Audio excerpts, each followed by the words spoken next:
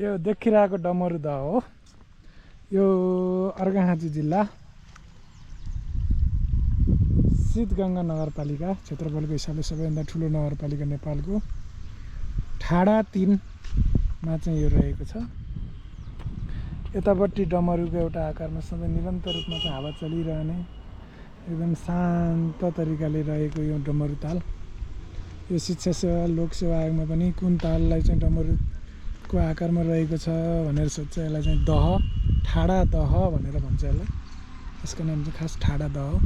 अहिले चाहिँ यहाँ पहिला चाहिँ यति राम्रो व्यवस्थापन गरेको थिएन। अहिले चाहिँ यो बारहरू लगाएर यसको लागि चाहिँ एउटा ठ्याक्क एउटा यस्तो खालको यो हिँड्ने यहाँ आएर घुम्ने टिकटक बनाउने यस्तो स्पटको रूपमा पनि यहाँ विकसित गरिएको रहेछ हो। यी कुराहरूले चाहिँ यो यहाँको पर्यटनहरूलाई चाहिँ अझै मनमोहक। यहाँबाट केही अगाडि जाने हो भने चाहिँ सुब्बा देउराली हामी जान सकिन्छ होइन।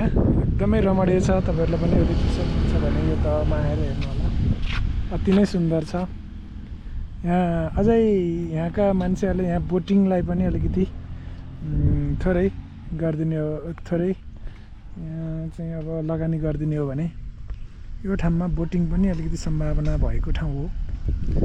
र यहाँ कतिपय मानिसहरूलाई चाहिँ फिसिङ गर्न मन लाग्छ भने फिसिङ गर्नको लागि पनि यहाँ खुल्ला रहेछ। यहाँ विभिन्न माछाहरू हालेर फिसिङ गरेको फिसिङ गर्नेहरूलाई यहाँ आएर मनोरञ्जन लिने खालको वातावरण बनाइदिने हो भने नि एकदमै रमाइलो हुन्छ।